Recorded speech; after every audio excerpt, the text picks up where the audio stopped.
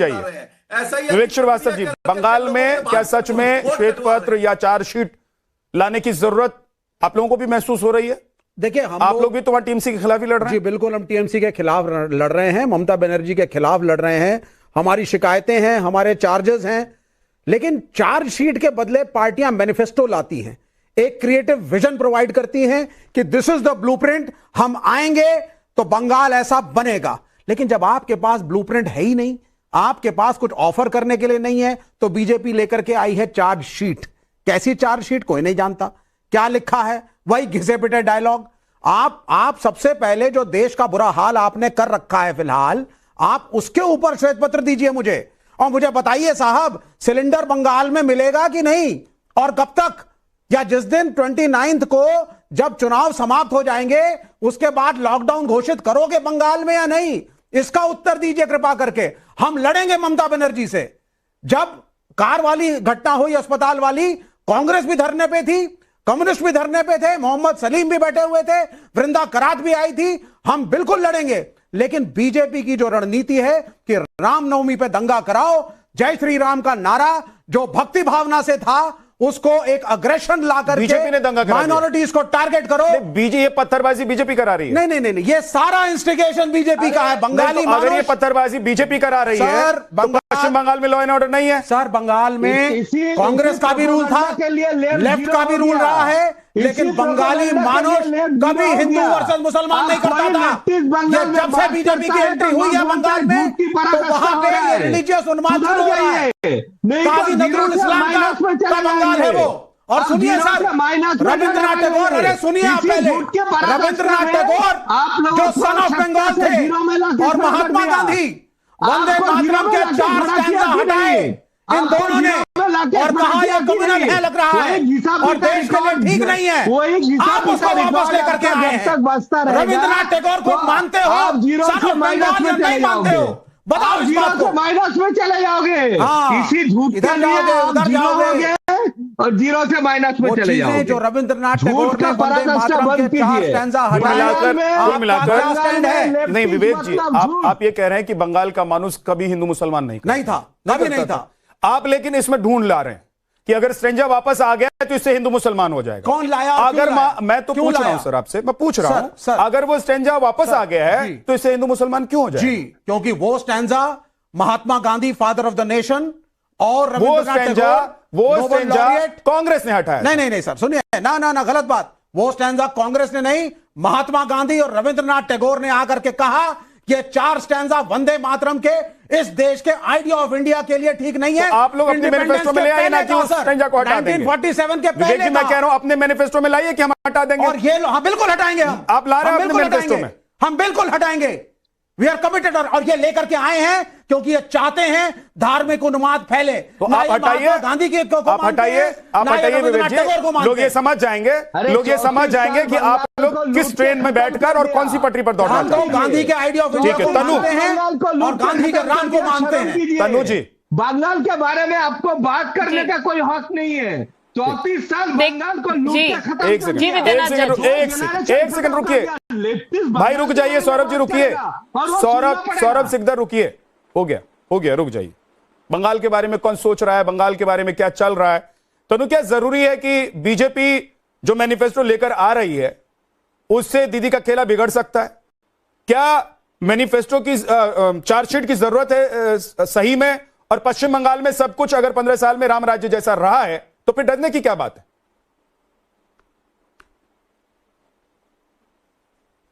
देखिए, आपको, आपके दर्शकों को नमस्कार। मैं कहना चाहती हूँ कि अभी भाजपा प्रवक्ता जिस तरीके से चिल्ला रहे थे, जब इनके पास बोलने को कुछ नहीं होता तब ये जोर जोर से चिल्लाते हैं, और जब इनके पास दिखाने को काम नहीं होता तो ये चार्जशीट लाते हैं। मैं इनको बता देती हूँ, जब ये बात भ्रष्टाचार की करते हैं तो शुभेंदु अधिकारी की बात करिए आप। शुभेंदु अधिकारी का नाम कितने स्कैम में आया है, उसको भारतीय जनता पार्टी ने अपनी वॉशिंग मशीन में धो दिया। जब ये बात करते संदेश खाली की, महिलाओं के सम्मान की, तो इनसे पूछो उस टाइम केंद्र में किसकी सरकार थी? भारतीय जनता पार्टी की सरकार थी, गवर्नर इनके पास थे, तो क्यों रिपोर्ट नहीं दी गई? क्यों केंद्र सरकार ने उस पर एक्शन नहीं लिया? लेकिन जब चुनाव आते हैं तो वोट लेने के लिए जो है सरकारों का चिट्ठा लेकर के खड़े हो जाते हैं। अभी कुछ दिन पहले अमित शाह जी गए थे बिहार से चिल्ला रहे थे बांग्लादेशी घुसपैठियों को एक एक करके चुन चुन कर बाहर फेंक देंगे। तो क्या ट्रीटी है आपकी बांग्लादेश के साथ? कैसे पहचानेंगे, और पहचानेंगे तो भेजेंगे कैसे, ये आप हमें बता दीजिए। जो जनता को गुमराह करते हैं, सिर्फ बयानबाजी करते हैं, ये घोटालेबाज सरकार इस बार विरोधी है, इस बार सिर्फ बयानबाजी नहीं कर रहे हैं। बंगाल में चुनाव लड़ने वाले तनु जी, इस बार सिर्फ बयानबाजी नहीं कर रहे हैं, वो कह रहे हैं कि पूरी फहरिस्त लेकर आएंगे, चार्जशीट दिखाएंगे, बताएंगे कि पश्चिम बंगाल में कैसे भ्रष्टाचार, तुष्टीकरण, लोगों में डर व्याप और वहां पर लॉ एंड ऑर्डर का सिचुएशन हमेशा खड़ा होता रहा है।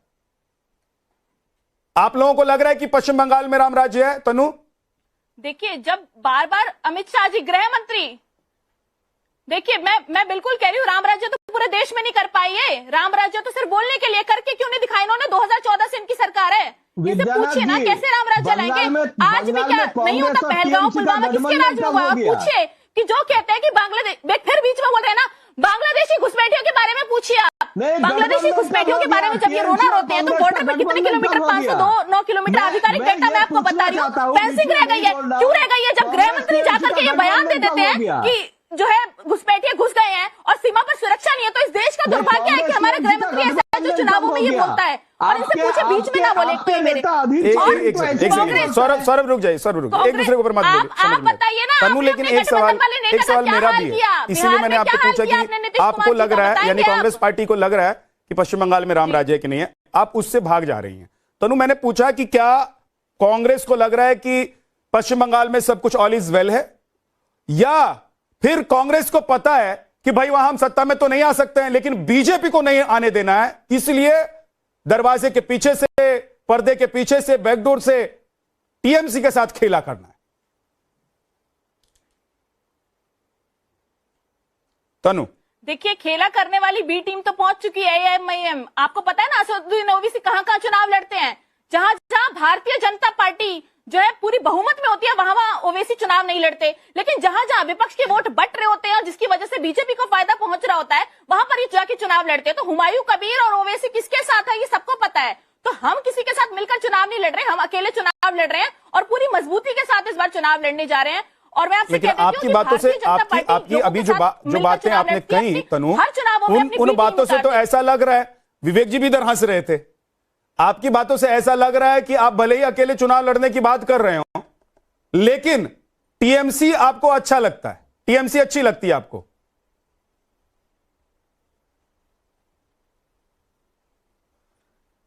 देखिए, अच्छे लगने की बात तो ऐसी है कि बीजेपी को भी बिहार के अंदर नीतीश कुमार जी बहुत पसंद थे। क्या हाल किया इन्होंने उसका? तो टीएमसी अच्छी लगे ना लगे वो एक अलग मैटर है। लेकिन मैं आपको बता देती हूँ कि हम आप नीतीश कुमार और ममता बनर्जी को कंपेयर कर रहे हैं, नहीं उतारते भारतीय जनता पार्टी की तरह। आज हम एक ऐसे चुनाव में, देखिए, हम एक ऐसे चुनाव में हैं जहां साम दाम दंड भेद सारे तरीके का प्रयोग ये भारतीय जनता पार्टी करती है। उस राज में भी अगर हम लड़ रहे हैं तो ये भारतीय जनता पार्टी के सारे जो झूठे विचार है उनके खिलाफ लड़ रहे हैं। और मैं आपसे कह देती हूँ कि बंगाल के अंदर भारतीय जनता पार्टी का कुछ नहीं होने वाला इस बार, और बंगाल हार रही है बीजेपी। रमनीश वत्स जी, विद्यानाथ झा जी, मैं बताऊं, कांग्रेस पार्टी की बात अभी हो रही थी, तो कांग्रेस पार्टी का है न खेलब दे। और कांग्रेस पार्टी तो की बात करें, बांग्लादेशी घुसपैठियों के बारे में भी अभी सवाल उठाया है इन्होंने। तो बांग्लादेशी घुसपैठी के सवाल तो सबसे ज्यादा उठाते हैं अधीर रंजन चौधरी। वो खुद कहते हैं 35 से 40 लाख जो है यहाँ पे बांग्लादेशी घुसपैठियों को पालने का काम करती है ममता बनर्जी, और वो गठबंधन में ही है। कांग्रेस पार्टी तो कम से कम टीएमसी में है ना गठबंधन में। फिर बात आज मुद्दे की है कि अमित शाह जी ने चार्जशीट जो पेश करने की बात की है, वो कोई राजनीतिक ड्रामा नहीं है। पश्चिम बंगाल की जनता 15 साल के दर्द की आवाज है, और उस आवाज को अमित शाह जी सामने लाना चाहते हैं। ममता बनर्जी ने मां मानुस का नारा दिया था ना, लेकिन आज हालत क्या है? ये बंगाल भ्रष्टाचार, भय और भेदभाव का प्रतीक बन चुका है। पहला सवाल मैं उठाना चाहता हूं आपके माध्यम से, एसएससी घोटाला हो, चाहे कोयला घोटाला हो, राशन घोटाला हो, परीक्षा भर्ती घोटाला हो, टीचर भर्ती घोटाला हो, आखिर ये सब किसके संरक्षण में हुआ? ममता बनर्जी के संरक्षण में नहीं हुआ है क्या? फिर दूसरा है कि कानून व्यवस्था के ऊपर आर्जिकल मेडिकल कॉलेज जो है, या संदेश खाली वाली जो घटना है, ये किसके इशारे पे होता था? टीएमसी के गुंडे। फिर कानून व्यवस्था की बात की जाए, 2023 में रामनवमी के दिन में, रामनवमी अभी गया है, रामनवमी के दिन में 2023 में जो इतना बड़ा घटना हुआ था, उसमें एनआईए की जांच हुई और इसमें टीएमसी के गुंडे पाए गए थे। तो जिस तरह की आगजनी की घटना की बात की जाए, चाहे आप ये तमाम जो है रामनवमी के बाद हो चाहे चुनाव के परिणाम के बाद हो, जिस तरह की आगजनी की घटना होती है, जिस तरह से गोलीबारी होती है, ये तमाम जो आप देखिए कि जिस तरह से दोहन होता है कानून व्यवस्था का, तो किसके इशारे पे होता है? ठीक, फिर बात की जाए जवाब दीजिए। पुष्टिकरण की राजनीति, रुक जाइए, वोट बैंक के लिए एक खास वर्ग को खुश करने के चक्कर में एक साथ सारे सवाल मत रख दीजिए, जवाब भी सुन लीजिए स्वयं पुरोहित जी। देखिए आरोप लगा सकते हैं, कोई भी व्यक्ति आरोप लगा सकते हैं, मगर हिंदुस्तान के अंदर में आप मुझे बताइए कौन सी वो पार्टी है? आप चुप रहिए ना, अरे आप चुप रहिए, आपका हो गया ना, आप सुन लीजिए, अरे आप रुक जाइए, अरे मुझे लगता है ममता बनर्जी को चुनाव में बोलिए अपने समय में आपने बोला, आप सुन लीजिए कि आरोप आपने लगाया, मैं जवाब दूंगा। आरोप लगाया ना आपने ममता बनर्जी पर, मैं उनकी तरफ से उनका प्रवक्ता हूं, बोल रहा हूं, आप सुनिए। सुनने की बात क्षमता भी रखिए थोड़ा। ममता बनर्जी पर आरोप लगाना बहुत आसान है, क्योंकि एकमात्र महिला मुख्यमंत्री जिसने लड़ाई लड़ी वोटर आईडी नो बार। सुन लीजिए, अरे फिर बीच में बोल रहे हो, बीमारी है क्या? कोई दिमाग में बीमारी है क्या? तुम्हारे दिमाग में कोई बीमारी है क्या? कोई एंटीबायोटिक लो ढंग की, एंटीबायोटिक खाओ, ठीक हो जाओगी। झूठ मूठ के राजनीतिक विश्लेषक बनकर आए हो। भारतीय जनता पार्टी का नैरेटिव सेट करने और ये टाइम्स नाउ नवभारत वाले ऐसे लोगों को बुला लेते हैं। इनकी भी मजबूरी है कि ऐसे लोगों को बुलाना है। अरे भाई, भारतीय जनता पार्टी बंगाल आज के लिए क्या भारतीय जनता पार्टी में ऐसे लोगों को जवाब दूंगा। क्या आप लोग ये चाह रहे हैं कि आप लोग जो बोलेंगे कोई नहीं समझे? रमनीश जी, क्या आप ये चाह रहे हैं कि आप बोलेंगे और कोई समझे नहीं? टाइम पास करना चाहते हैं? नहीं तो आप टाइम पास मत कीजिए। स्वयं पुरोहित जी को मैंने बोला है बोलने के लिए, वो कंप्लीट करेंगे, उसके बाद बोलेगा रमनीश वत्स। स्वयं जी आप बोलिए, बराबर में बोलने देंगे, स्वयं जी बोलिए, लगाएंगे सर बोलिए। आप मुझे बताइए। नहीं, अरे आपको ही टाइम दे रहा हूं, स्वयं जी बोलिए, बोलिए। पॉलिटिकल एनालिस्ट का मतलब है विद्यानाथ जी कि जो व्यक्ति अगर निष्पक्ष बात करे कि भारतीय जनता पार्टी ने पश्चिम बंगाल सरकार का 1,96,000 करोड़ रुपया नहीं दिया, ये क्या पॉलिटिकल एनालिस्ट को अपनी? अच्छा, मुद्दे पर आइए ना, कौन पॉलिटिकल एनालिस्ट है नहीं है ये आप सर्टिफाइड नहीं करेंगे ना सर, प्लीज।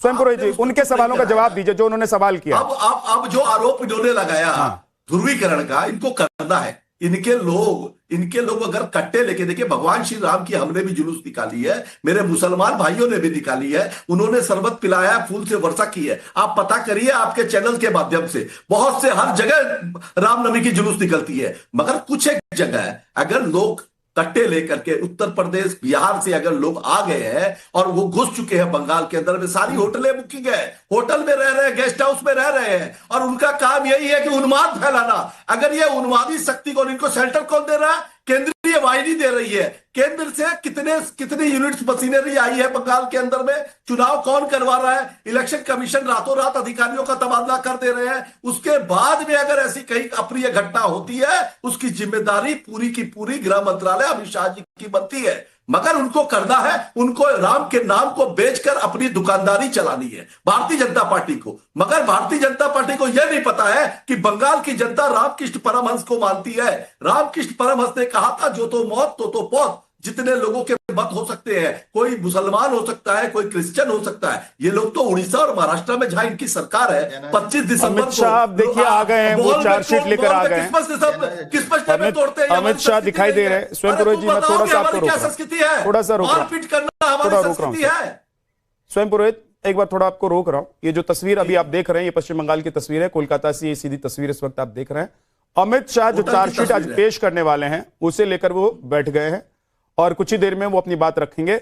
मैं जैसे ही वो शुरू होते हैं, मैं आपको दिखाऊंगा, सुनाऊंगा कि वो क्या कह रहे हैं, क्या आरोप लगा रहे हैं। लेकिन विवेक जी, एक बात मैं थोड़ा सा समझना चाहता हूं कि पश्चिम बंगाल में ये सब जानते हैं कि घुसपैठ एक बड़ा मुद्दा है जी, वहां लॉ एंड ऑर्डर का जो सिचुएशन है वो एक बड़ा मुद्दा है भाई। इन चीजों से तो आप नहीं भाग सकते हैं ना।